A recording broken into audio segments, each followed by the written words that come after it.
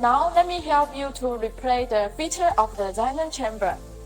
This place is the Xenon light. We remove it away. The feature is under the Xenon light. The first step, we unscrew the screw and remove them away. The same goes for the other side.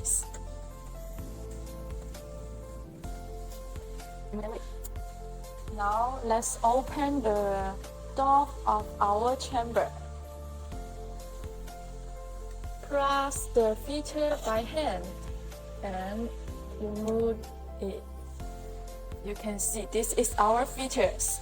There are 3 features of our chamber. It's optional. The first one is UV extension feature, and the second one is daylight feature, and the third one is the window glass feature in my hand.